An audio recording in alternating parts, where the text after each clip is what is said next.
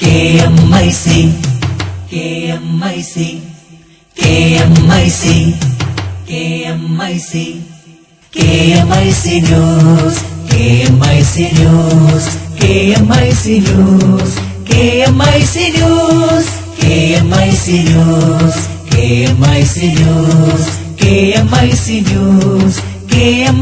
News, നാടിന്റെ ചലനങ്ങൾ കൺമുന്നിൽ കാണാം, വാർത്താവിശേഷത്തിൻ ചെപ്പു തുറക്കാം. KMIC News.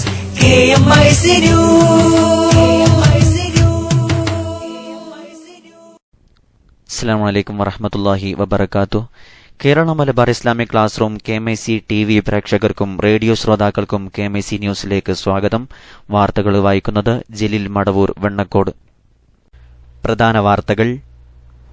നോളജ് സിറ്റിക്കെതിരെ ചേളാരി വിഭാഗത്തിന്റെ കൈത്താങ്ങ്, കനത്ത പ്രതിഷേധവുമായി സോഷ്യൽ മീഡിയ. പള്ളികളിൽ നിന്നും സലഫി കിതാബുകൾ ഒഴിവാക്കാൻ ഈജിപ്ത് സർക്കാർ നിർദ്ദേശം. 70,000-ഓളം കിതാബുകളും സീഡികളും കണ്ടുകെട്ടി സലഫികൾക്കു നേരെയുള്ള നടപടി ശക്തമാക്കുമെന്ന് തുനീഷ്യൻ നേതാവ്. കാൽനൂറ്റാണ്ടായി കോഴിക്കോടിനെ നോമ്പു തുറപ്പിച്ച് സ്റ്റേഡിയം ജുമാ മസ്ജിദ്. അഖിലേന്ത്യാ സിവിൽ സർവീസ് പരീക്ഷാഫലം പ്രഖ്യാപിച്ചു. 2ഉം 8ഉം റാങ്കുകൾ മലയാളികൾക്ക്. ശമ്പള വർധനവ് വേണമെന്ന ആവശ്യവുമായി ഡൽഹിയിലെ AAP MLA മാർ. മഹാരാഷ്ട്ര സർക്കാരിന്റെ മദ്രസാ നയം വിവാദത്തിലേക്ക്. മദ്രസകളെ വിദ്യാലയമായി പരിഗണിക്കില്ല. ഭൌതിക വിഷയങ്ങൾ ഉൾപ്പെടുത്തിയാൽ മാത്രം സർക്കാർ സഹായം. അന്താരാഷ്ട്ര ഹോളി ഖുർആൻ പാരായണം. സദസ്സിനെ അമ്പരിപ്പിച്ച് അമേരിക്കയുടെ 13-കാരൻ. വിശുദ്ധ റമളാനെ നെഞ്ചിലേറ്റി തെലങ്കാന സർക്കാർ. പാവപ്പെട്ട 1.5 ലക്ഷം മുസ്ലിം കുടുംബങ്ങൾക്ക് വസ്ത്രവിതരണം. സംസ്ഥാനത്തൊട്ടാകെ ഇഫ്താറുകൾ. പള്ളി ഇമാമിന് ഓരോ മാസവും 1000 രൂപ അധിക ശമ്പളം. വാർത്തകൾ വിശദമായി. അഖിലേന്ത്യാ സിവിൽ സർവീസ് പരീക്ഷയിൽ 2ഉം 8ഉം റാങ്കുകൾ മലയാളികൾക്ക്. ചങ്ങനാശ്ശേരി സ്വദേശി രേണുരാജിനാണ് 2ാം റാങ്ക്. കെ നിതീഷിനാണ് 8ാം റാങ്ക്. 1ാം റാങ്ക് ഇറാസഗാളും 3ാം റാങ്ക് നിധി ഗുപ്തയും നേടി. 1236 പേരുടെ റാങ്ക് പട്ടികയാണ് UPSC പ്രസിദ്ധീകരിച്ചത്. അഭിമുഖ പരീക്ഷ കഴിഞ്ഞ് 4ാം ദിവസം ഫലം പ്രസിദ്ധീകരിച്ചു എന്നതും ശ്രദ്ധേയമാണ്. 4,51,000 ഉദ്യോഗാർത്ഥികളാണ് ഇത്തവണ സിവിൽ സർവീസ് പരീക്ഷ എഴുതിയത്. കഴിഞ്ഞ തവണ ആദ്യ 100-ൽ 12 മലയാളികൾ ഉൾപ്പെട്ടിരുന്നു. 100% ശമ്പളം വർദ്ധിപ്പിക്കണമെന്ന ആവശ്യവുമായി ഡൽഹിയിലെ ആം ആദ്മി പാർട്ടി MLA-മാർ മുഖ്യമന്ത്രി അരവിന്ദ് കെജ്രിവാളിനെ കണ്ടു. ജോലി ഉപേക്ഷിച്ചെത്തിയ പല MLA-മാരും സാമ്പത്തിക ബുദ്ധിമുട്ട് അനുഭവിക്കുന്നതിനാലാണ് ശമ്പള വർദ്ധനവ് ആവശ്യപ്പെട്ടതെന്ന് AAP-യുടെ വിശദീകരണം. അതേസമയം രാഷ്ട്രീയമെന്നത് ജനസേവനമാണ്. AAP തിരിച്ചറിയണമെന്ന് BJP പ്രതികരിച്ചു. യോഗി ആദിത്യനാഥിന്റെ അധ്യക്ഷതയിലുള്ള പാർലമെന്ററി സമിതി MP-മാരുടെ ആനുകൂല്യങ്ങൾ 100% വർധന വേണമെന്ന് കഴിഞ്ഞ ദിവസം ശുപാർശ ചെയ്തിരുന്നു. ഇതിന് പിന്നാലെയാണ് ശമ്പളത്തിൽ 100% വർധന വേണമെന്ന ആവശ്യവുമായി 20 ആം ആദ്മി പാർട്ടി MLA-മാർ മുഖ്യമന്ത്രി അരവിന്ദ് കെജ്രിവാളിനെ കണ്ടത്. നിലവിൽ ഡൽഹിയിൽ MLA-മാർക്ക് ശമ്പളവും ആനുകൂല്യങ്ങളും ഉൾപ്പെടെ 83,500 രൂപയാണ് ലഭിക്കുന്നത്. ഓഫീസ് കെട്ടിടത്തിന്റെ വാടക, ഫോൺ, വൈദ്യുതി, ഇന്ധനച്ചെലവ് എന്നിവയ്ക്ക് പോലും ഈ തുക തികയുന്നില്ലെന്നാണ് MLA-മാരുടെ പരാതി. ആവശ്യം പരിഗണിക്കാമെന്ന് കെജ്രിവാൾ ഉറപ്പ് നൽകിയതായി MLA-മാർ പറഞ്ഞു. അതേസമയം AAP നീക്കത്തിനെതിരെ കോൺഗ്രസും BJP-യും രംഗത്തെത്തി.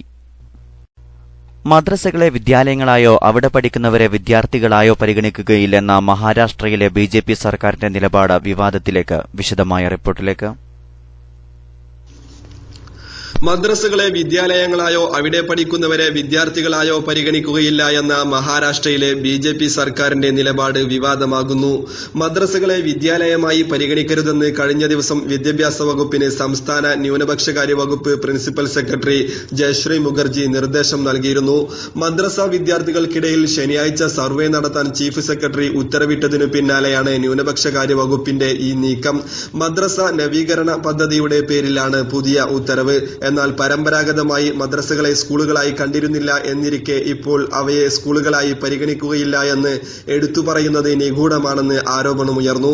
നേരത്തെ മതപഠനത്തോടൊപ്പം ഇംഗ്ലീഷ്, കണക്ക്, സയൻസ്, സാമൂഹിക പാഠം എന്നീ വിഷയങ്ങൾ മദ്രസകളിൽ പഠിപ്പിക്കണമെന്ന് ന്യൂനപക്ഷകാര്യ വകുപ്പ് ആവശ്യപ്പെട്ടിരുന്നു.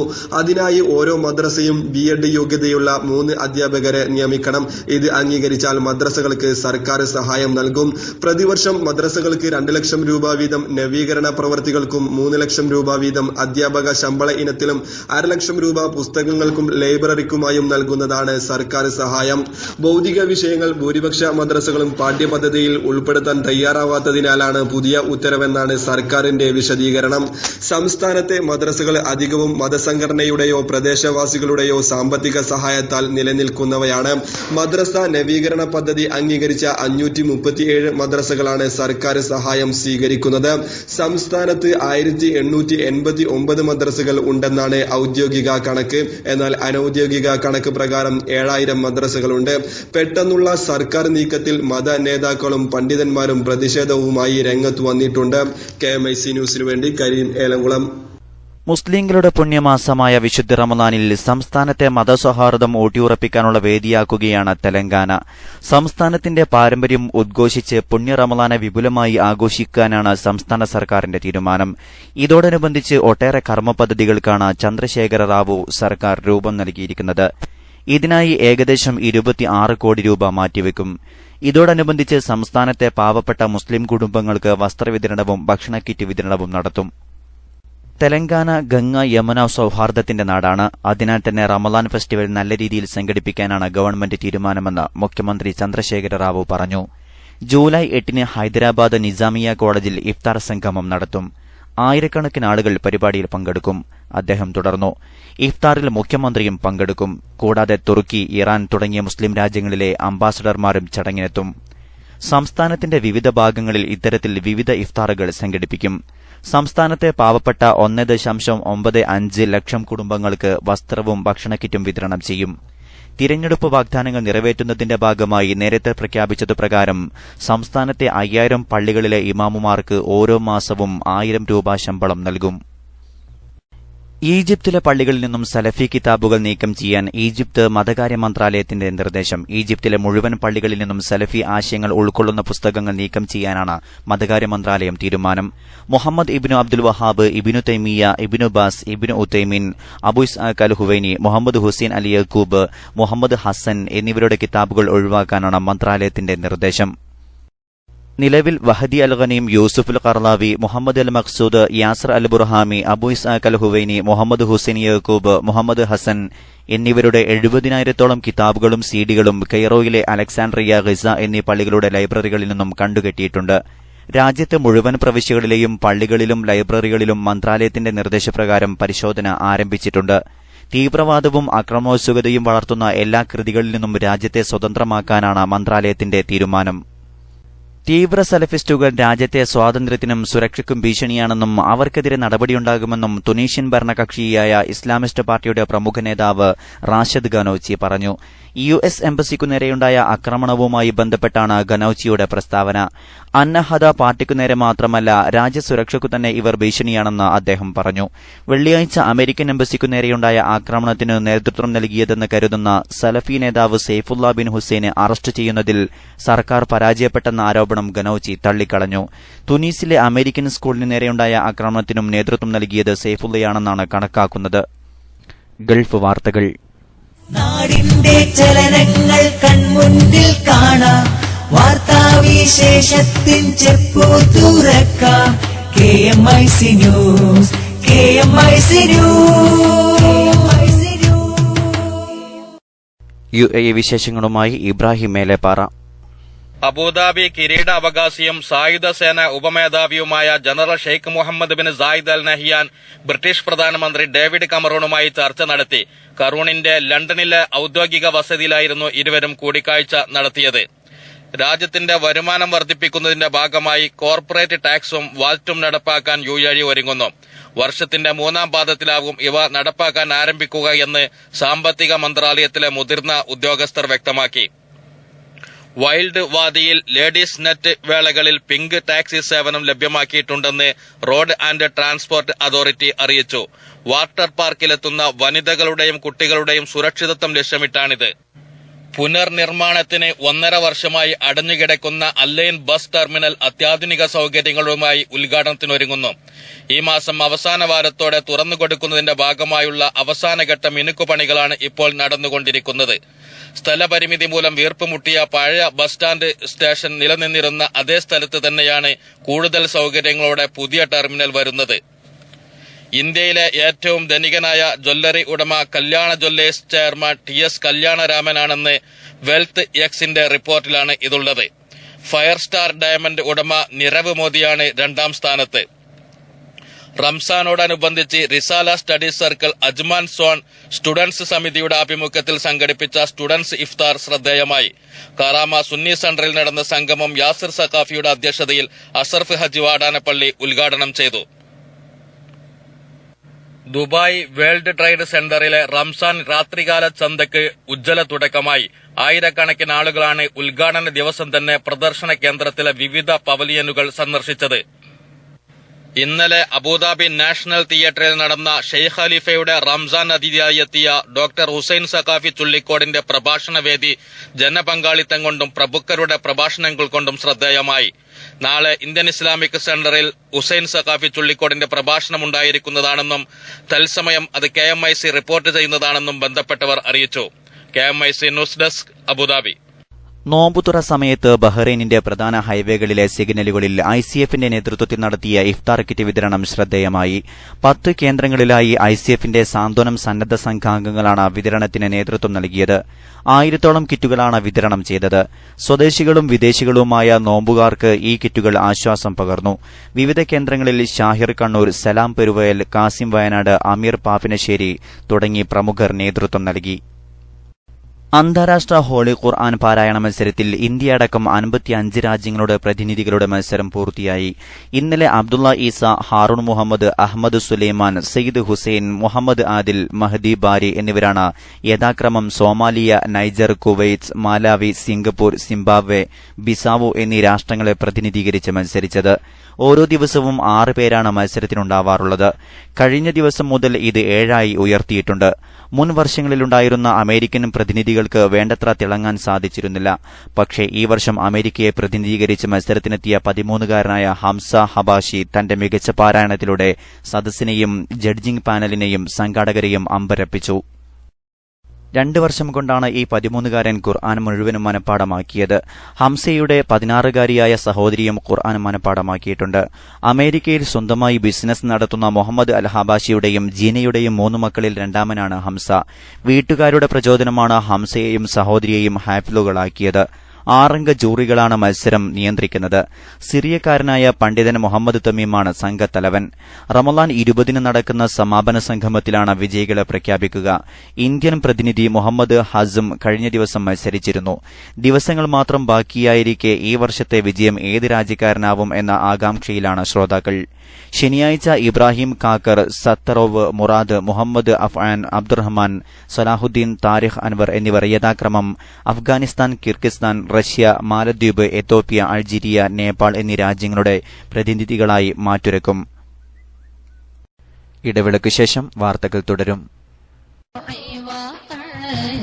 من يمس وعمن في الضروع عامي سلم وصلي على منجي البراء أبدا محمد وعلى الصحاب كلهم.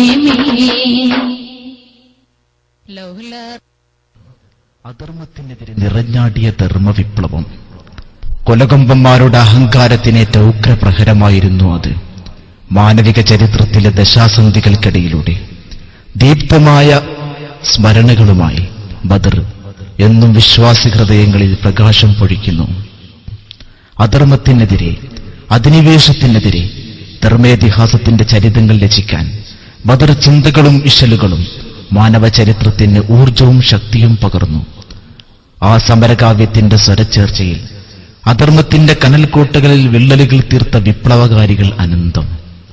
നവജാഹിലിയത്തിന്റെ കറപുരണ്ട ജീവിത പരിസരങ്ങളിൽ കലയും സാഹിത്യവും കൊലയുടെ കൊമ്പ് കൊലുക്കുമ്പോൾ മാനവികതയുടെ കുളിർ തെന്നലായി, സാന്ത്വനത്തിന്റെ തുവൽ സ്പർശമായി ബദർ ബൈത്ത് നാളെയുടെ പച്ചത്തുരുത്തുകളിൽ ഒരു തിരിച്ചുപോക്കിന്റെ സാക്ഷ്യപത്രങ്ങളായി ബദർ ബൈത്ത് മുസ്ലിം കൈരളിയുടെ സാമൂഹിക പരിസരങ്ങളിൽ ഒരു വിമോചന കാവ്യത്തിന്റെ പല്ലവികളാകുമെന്ന പ്രതീക്ഷയോടെ ആഷിഖുർ റസൂൽ കുണ്ടൂർ ഉസ്താദിന്റെ ധന്യസ്മരണക്ക് മുമ്പിൽ أبدأ بسم الواحد حمدا له بالعابد صلى على محمد والآل وسلام الله أدعوك يا مولا لنا بأهل بدر بدرنا محمد نبينا. വാർത്തകൾ തുടരുന്നു. സംഘടനാ വാർത്തകൾ. നഗരവാസികളെ നോമ്പു തുറപ്പിക്കുന്ന കോഴിക്കോട് സ്റ്റേഡിയം മസ്ജിദിന്റെ പാരമ്പര്യത്തിന് 1/4 നൂറ്റാണ്ടിന്റെ പഴക്കമുണ്ട്.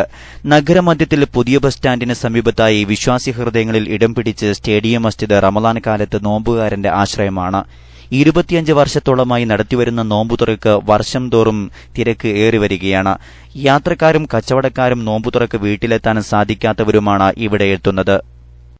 നഗരത്തിലെ കച്ചവട സ്ഥാപനങ്ങളിൽ ജോലി ചെയ്യുന്നവരും മറ്റും സ്ഥിരമായി ഇവിടെ നോമ്പു തുറക്കാനെത്തുന്നുണ്ട്. 1000-ഓളം പേരാണ് ഇവിടെ നിന്ന് ദിവസവും നോമ്പു തുറക്കുന്നത്. അന്യസംസ്ഥാന തൊഴിലാളികളും കൂട്ടത്തിലുണ്ട്. മികച്ച ക്രമീകരണമാണ് ഇത്തവണ ഇഫ്താറിനായി ഇവിടെ ഒരുക്കിയിട്ടുള്ളത്. ബിരിയാണി, നെയ്ച്ചോറ്, വെള്ളപ്പം, ഇടിയപ്പം, ചപ്പാത്തി എന്നിവ ഉൾപ്പെടെ വിഭവസമൃദ്ധമാണ് ഇവിടത്തെ ഇഫ്താർ. സ്റ്റേഡിയം, ബസ് സ്റ്റാൻഡ് എന്നിവിടങ്ങളിലെ വ്യാപാരികളും മറ്റു ഉദാരമതികളുമാണ് മസ്ജിദ് പരിപാലനത്തിനും ഇഫ്താറിനും സഹായം നൽകുന്നത്. 1984 അഖിലേന്ത്യാ Sunni Jamiyyathul Ulama secretary general Kanthapuram AP Abubakar മുസ്ലിയാരുടെ നേതൃത്വത്തിലാണ് സ്റ്റേഡിയം മസ്ജിദ് സ്ഥാപിതമായത്. നഗരത്തിലെ തൊഴിലാളികളും വ്യാപാര സ്ഥാപനങ്ങളിലെ ജീവനക്കാരുമാണ് ഇവിടെ എത്തുന്നവരിൽ ഏറെയും. NP ഉമർ ഹാജി, നാസർ സഖാഫി അമ്പലക്കണ്ടി, അബ്ദുള്ള സഖാഫി വെണ്ണക്കോട്, അബ്ദുള്ള മുസ്ലിയാർ, ഫൈജാസ്, അറഫാത്ത്, ഷാഫി എന്നിവരാണ് ഇവിടെ ഇഫ്താറിന് നേതൃത്വം നൽകുന്നത്. ബദർ സ്മരണയിൽ സ്വലാത്ത് നഗറിൽ പ്രാർത്ഥനാ സംഗമം സംഘടിപ്പിച്ചു. റമളാനിലെ 3-ാം വെള്ളിയാഴ്ച ജുമുഅ നിസ്കാരാനന്തരം തുടങ്ങി സമൂഹ ഇഫ്താറോടെ സമാപിച്ച പരിപാടിയിൽ ആയിരങ്ങൾ ഒത്തുകൂടി. സയ്യിദ് ശിഹാബുദ്ദീൻ ബുഖാരി കടലുണ്ടി ഉദ്ഘാടനം ചെയ്തു. അനുസ്മരണ പ്രഭാഷണം, 313 ബദരീങ്ങളുടെ നാമങ്ങൾ ഉരുവിട്ടുള്ള പ്രാർത്ഥന, മൌലിദ് പാരായണം, ബദർ ബൈത്ത്, യാസീൻ, ദുആ മജ്ലിസ് എന്നിവ നടന്നു. ലുക്മാനുൽ ഹക്കീം സഖാഫി പുല്ലാര അനുസ്മരണ പ്രഭാഷണം നടത്തി. വി അബ്ദുൽ ജലീൽ സഖാഫി, അബൂബക്കർ സഖാഫി കുട്ടശ്ശേരി, ഇബ്രാഹിം സഖാഫി മേൽമുറി തുടങ്ങിയ പ്രമുഖർ സംബന്ധിച്ചു. SYS അഗത്തി ദ്വീപ് യൂണിറ്റ് സംഘടിപ്പിച്ച റിലീഫിന്റെ ഭാഗമായി അരി വിതരണം CP ചെറിയാക്കോയ ദാരിമി നിർവഹിച്ചു. യോഗത്തിൽ നായിബ് ഖാലി അബ്ദുൽ ഗഫൂർ മുസ്ലിയാർ അധ്യക്ഷത വഹിച്ചു. ഖാലിദ് ഉവൈസി ഇടുക്കി, അബൂബക്കർ സഖാഫി, സമദ് കോയ ദാരിമി, അബ്ദുൽ ഖാദർ സഖാഫി KC, അംസ ഹാജി തുടങ്ങിയവർ സംബന്ധിച്ചു. അഗത്തിയിലെ നിർധനരായ 100 കുടുംബങ്ങൾക്ക് അരി നൽകാനാണ് റിലീഫിന്റെ തീരുമാനം. കാശ്മീരിലെ പൂഞ്ച് ജില്ലയിൽ മിണ്ടി ആലാപീർ യാസിൻ ഇംഗ്ലീഷ് സ്കൂളിൽ റിലീഫ് വിതരണം നടത്തി. 100ഓളം കുടുംബങ്ങൾക്കാണ് റമളാൻ പെരുന്നാൾ വിഭവങ്ങളടങ്ങിയ കിറ്റുകൾ വിതരണം ചെയ്തത്. ജമ്മു റീജിയനിലെ ആലാപീരിലും പരിസര പ്രദേശങ്ങളിലുമായി താമസിക്കുന്ന നിർധനർക്കാണ് റിലീഫ് വിതരണം ചെയ്തത്. കഴിഞ്ഞ വർഷാവസാനം കനത്ത പ്രളയത്തിൽ സർവ്വവും നഷ്ടപ്പെട്ടതോടെ വലിയൊരു വിഭാഗം ജനങ്ങൾ തെരുവിലാണ് കഴിയുന്നത്. അവർക്കായി യാസിൻ മിഷന് കീഴിൽ ശ്രീനഗറിൽ കാരുണ്യ ഭവനങ്ങളുടെ നിർമ്മാണം പുരോഗമിച്ചു വരികയാണ്. റമളാന് ആഴ്ചകൾക്ക് മുമ്പേ പൂഞ്ച് ജില്ലയിലെ ഡിഗ്ലയിൽ മിഷനു കീഴിലെ 30ാമത്തെ മസ്ജിദ് നിർമ്മാണം പൂർത്തിയാക്കി നാടിന് സമർപ്പിച്ചിരുന്നു. മസ്ജിദുകൾക്ക് പുറമെ അനാഥകൾക്ക് സൌജന്യ വിദ്യാഭ്യാസം തുടങ്ങിയവ നൽകുന്നുണ്ട്. റിലീഫ് വിതരണം യാസിൻ മിഷൻ ഡയറക്ടർ ഷൌക്കത്ത് ബുഖാരി അൽ നഈമിയുടെ നേതൃത്വത്തിൽ മൌലാന സയ്യിദ് ഷാഹിദ് ബുഖാരി നിർവഹിച്ചു. ജനറൽ നോളജും ചരിത്രവും കർമ്മശാസ്ത്രപരവുമായ അറിവുകൾ പരിപോഷിപ്പിച്ച് KMIC മാസം തോറും നടത്തിവരുന്ന മെഗാ ക്വിസ് കോമ്പറ്റീഷൻ ഇന്ന് രാവിലെ 6 മണിക്ക് KMICയിൽ നടന്നു. വാശിയേറിയ മത്സരത്തിൽ ഇന്തോനേഷ്യയിൽ നിന്നും അൻവർ എടുത്തുരുത്തി വിജയം കരസ്ഥമാക്കി. മർക്കസ് നോളജ് സിറ്റിക്കെതിരെ വീണ്ടും ചേളാരി വിഭാഗത്തിന്റെ കൈത്താങ്. കനത്ത പ്രതിഷേധവുമായി സോഷ്യൽ മീഡിയ രംഗത്തെത്തി. ഒരു തവണ നോളജ് സിറ്റിക്കെതിരെയുള്ള നീക്കങ്ങൾ ചീറ്റിപ്പോയതിന്റെ നാണംകെടലിൽ നിന്ന് മുക്തമാവും മുമ്പാണ് വീണ്ടും മർക്കസിന്റെ ദീനീ പ്രവർത്തനങ്ങൾക്ക് തടയിടാൻ ചേളാരി വിഭാഗം ശ്രമിച്ചത്. നോളജ് സിറ്റിക്കെതിരെ സ്റ്റേ വാങ്ങാൻ ലക്ഷങ്ങൾ മുടക്കി ഖജനാവ് കാലിയായതിനു ശേഷം ദൗവത്തിനൊരു കൈത്താങ്ങ് എന്ന പേരിൽ മദ്രസ വിദ്യാർത്ഥികളിൽ നിന്നും ലക്ഷങ്ങളാണ് പിരിച്ചെടുത്തത്. ഇത് സമൂഹമാധ്യമങ്ങളിലും സമുദായത്തിനകത്തും പുറത്തും വൻ പ്രതിഷേധങ്ങൾക്കാണ് വഴിയൊരുക്കിയത്. പ്രതിഷേധങ്ങൾ ചൂടാറി എന്നറിഞ്ഞതിനു ശേഷം പിരിച്ചു കിട്ടിയ ലക്ഷങ്ങളുമായി ബദർ അനുസ്മരണ ദിനമായ വിശുദ്ധ റമളാൻ 17ാം രാവിൽ വണ്ടി കയറിയത് ചെന്നൈയിലേക്കാണ്. എന്നാൽ ബദരീങ്ങളുടെ കാവൽ എന്ന് വേണം പറയാൻ. ചേളാരി വിഭാഗത്തിന്റെ അസ്ത്രം ലക്ഷ്യം കണ്ടില്ല. സംഭവത്തെക്കുറിച്ച് കാന്തപുരം ഉസ്താദ് പ്രതികരിക്കുന്നത് ഇങ്ങനെ: ഞാൻ ഇന്നലെ രാത്രി വളരെ ദുഃഖത്തിലാണ്. വളരെ ദുഃഖവും വളരെ വിഷമവുമായി രാത്രി ഒരു സെക്കൻഡും സമയം കിട്ടിയിട്ടും ഞാൻ കിടന്നിട്ടില്ല, ഉറക്കം വന്നിട്ടില്ല. കാരണം എന്താണ്? മർക്കസ് സഖാഫത്ത് സുന്നിയ കഴിഞ്ഞ 37 വർഷം കൊണ്ട് പ്രവർത്തിച്ച് വളർത്തിയെടുത്ത് ഇപ്പോൾ അതിന്റെ വികസനത്തിന് വേണ്ടി ഒരു വലിയ സ്ഥലം വാങ്ങി അവിടെ നോളജ് സിറ്റി ആരംഭിച്ചു. അതിന് ചിലർ തടസ്സം കൊണ്ടുവന്നു. അതിന് ചിലർ കോടതിയിൽ പോയി. അവർ തടസ്സപ്പെടുത്തി. കോടതി അത് തള്ളിക്കളഞ്ഞു. പിന്നീട് കേസ് വന്നിട്ടു. ഇന്നലെ അവർ പെട്ടെന്ന് രണ്ടാമത് നമ്മുടെ പ്രവർത്തനം മുഴുവനും നിർത്തൽ ചെയ്യാൻ രഹസ്യമായി ഒരു കേസ് മറ്റൊരു കോടതിയിൽ ഫയൽ ചെയ്യാൻ തീരുമാനിച്ചു. ഞങ്ങൾക്കതറിയില്ല.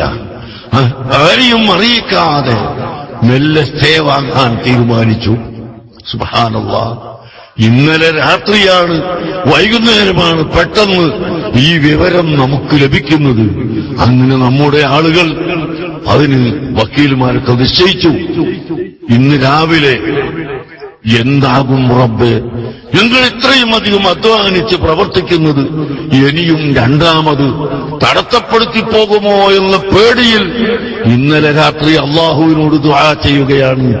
അള്ളാഹുവിനോട് പറയുകയാണ്, പ്രിയപ്പെട്ട മുഅ്മിനീങ്ങളെ, അള്ളാഹുവിന്റെ തൗഫീഖ് കൊണ്ട് ഇന്ന് രാവിലെ ഒന്നാമത്തെ കേസ് തന്നെ ഈ കേസ് കോടതി വിളിക്കുകയും 100% അവരുടെ അപേക്ഷ തള്ളിക്കളയുകയും ചെയ്തു.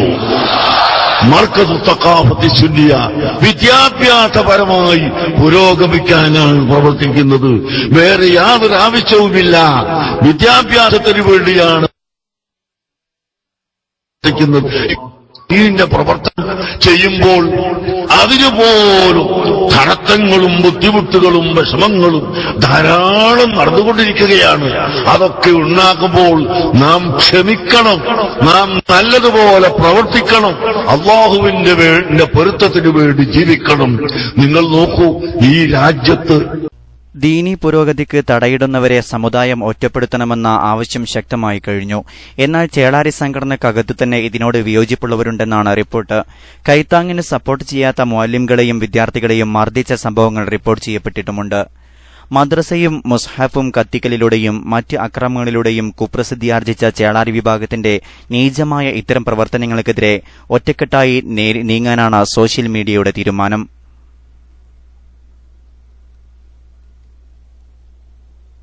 അവസാനമായി പ്രധാന വാർത്തകൾ ഒരിക്കൽ കൂടി.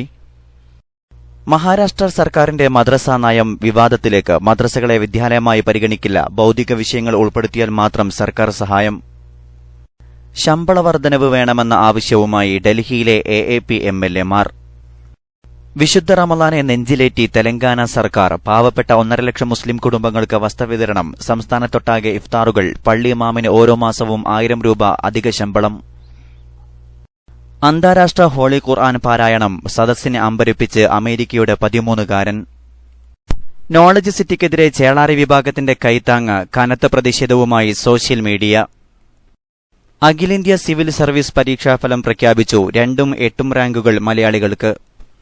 പള്ളികളിൽ നിന്നും സലഫി കിതാബുകൾ ഒഴിവാക്കാൻ ഈജിപ്ത് സർക്കാർ നിർദ്ദേശം. 70,000-ഓളം കിതാബുകളും സീഡികളും കണ്ടുകെട്ടി. സലഫികൾക്കു നേരെയുള്ള നടപടി ശക്തമാക്കുമെന്ന് തുനീഷ്യൻ നേതാവ്. 1/4 നൂറ്റാണ്ടായി കോഴിക്കോടിനെ നോമ്പു തുറപ്പിച്ച് സ്റ്റേഡിയം ജുമാ മസ്ജിദ്. ഇതോടെ KMIC ന്യൂസ് ബുള്ളറ്റിൻ സമാപിക്കുന്നു. അടുത്ത ന്യൂസ് ബുള്ളറ്റിൻ നാളെ വൈകിട്ട് ഇന്ത്യൻ സമയം 6:30. ന്യൂസുകൾ അയക്കേണ്ട വിലാസം kmicnewstime@gmail.com. ഏറ്റവും പുതിയ വാർത്തകൾ ലഭിക്കാൻ സന്ദർശിക്കുക www.sunnyonlinenews.com, sunnyonlineclass.com. അസ്സലാമു അലൈക്കും വറഹ്മത്തുള്ളാഹി വബറകാതുഹു.